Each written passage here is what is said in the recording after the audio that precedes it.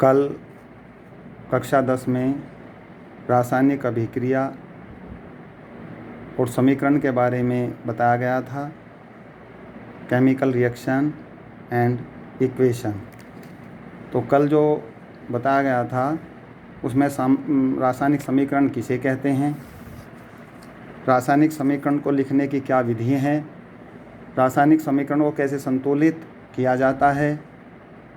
Next point था समीकरण को किस प्रकार सरल से सरल किया जा सकता है, या समीकरण को किस प्रकार सरल से सरल तरीके से लिखा जा सकता है, और इस समीकरण का या रासायनिक समीकरण का अभिक्रिया का क्या महत्व है। तो कल हमने इन पॉइंट पर चर्चा की थी। उससे आगे जो है रासायनिक अभिक्रियाओं के प्रकार, कि रासायनिक अभिक्रियाएं कितने प्रकार की हो सकती हैं। पहले भी आप पढ़ चुके हैं कि रासायनिक अभिक्रियाओं का अपना एक विशेष गुण होता है, और इस विशेष गुण के आधार पर ही रासायनिक अभिक्रियाओं को अलग अलग ग्रुप में या अलग अलग समूहों में रखा जाता है।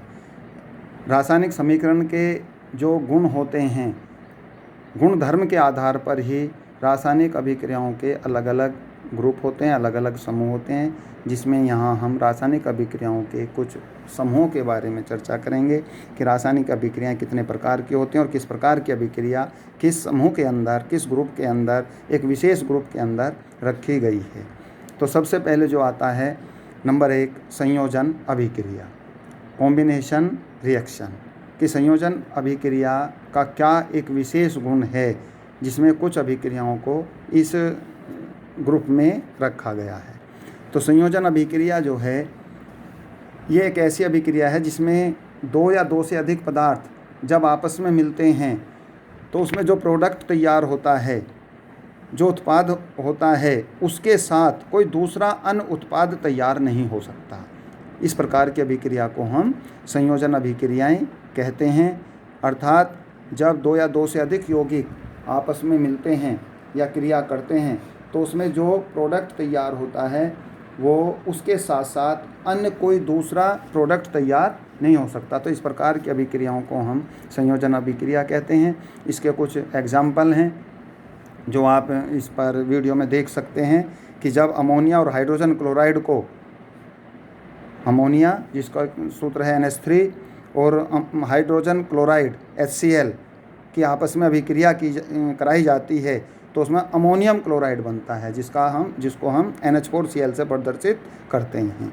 अर्थात NH4Cl से अतिरिक्त इसमें कोई अन्य प्रोडक्ट तैयार नहीं होता है। तो इस प्रकार की अभिक्रियाओं को हम संयोजन अभिक्रियाएं कहते हैं। दूसरा और भी एग्जाम्पल आप देख सकते हैं कि जैसे कार्बन मोनोऑक्साइड जिसका रासायनिक सूत्र CO, क्लोरीन जिसका रासायनिक सूत्र Cl, जब आपस में अभिक्रिया करते हैं तो ये कार्बोनिल क्लोराइड अर्थात COCl2 का निर्माण करते हैं।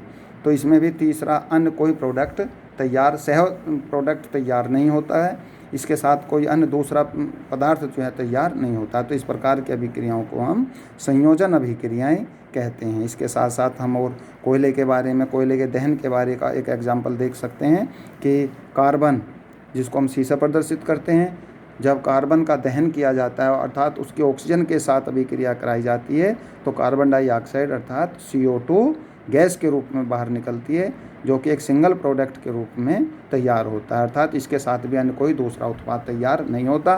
तो इस प्रकार की अभिक्रियाओं को हम संयोजन अभिक्रिया कहते हैं। इस प्रकार भी इसको समझा जा सकता है कि जब दो या दो से अधिक पदार्थ आपस में मिलते हैं, संयोग करते हैं, तो उसमें जो तीसरा पदार्थ तैयार होता है वो एकल उत्पाद के रूप में तैयार होता है, न कि उसके साथ अन्य कोई प्रोडक्ट, अन्य कोई पदार्थ तैयार होता हो, तो वो अकेला ही पदार्थ तैयार होता है। तो इस प्रकार की अभिक्रियाओं को हम संयोजन अभिक्रिया कहते हैं। दूसरा जो हमारा प्रकार है अभिक्रियाएं जो दूसरे प्रकार की होती हैं वो वियोजन अभिक्रिया। दूसरे प्रकार की जो अभिक्रियाएं आती हैं वो वियोजन अभिक्रियाएं होती हैं। तो संयोजन अभिक्रिया आप समझ चुके हैं। नंबर 2 है वियोजन अभिक्रिया। इस प्रकार की अभिक्रियाओं में जब ये अभिक्रिया कराई जाती है तो इसमें अन्य कोई तीसरा प्रोडक्ट, अन्य कोई तीसरा पदार्थ जो है एक कारक के रूप में मिलाया जाता है, जो इस अभिक्रिया को पूरा करता है। तो ये जो बाह्य कारक मिला जाता है जिसको हम उत्प्रेरक कहते हैं, यहाँ उत्प्रेरक को समझना भी जरूरी होता है कि जो उत्प्रेरक है इसका कार्य समीकरण की गति को तेज करना या समीकरण की गति को मंद करना, अर्थात समीकरण को पूरा कराने में ये जो बाह्य कारक है इसका एक महत्वपूर्ण स्थान होता है। ये जो है समीकरण को पूरा कराता है और इसमें इस प्रकार के जो की अभिक्रियाओं को हम वियोजन अभिक्रियाएं कहते हैं कि जब दो या दो से अधिक पदार्थ आपस में मिलते हैं और दोनों पदार्थों को जब मिलाया जाता है, अभिक्रिया कराई जाती है, तो तीसरा जो पदार्थ है जिसको हम बाह्य कारक कहते हैं, ये जो है उस अभिक्रिया को पूर्ण कराता है। जिस प्रकार कैल्शियम कार्बोनेट एग्जाम्पल के रूप में, कैल्शियम कार्बोनेट CaCO3 को जब गर्म कराया जाता है तो CaO कैल्शियम ऑक्साइड बनता है और कार्बन डाइऑक्साइड तैयार होता है।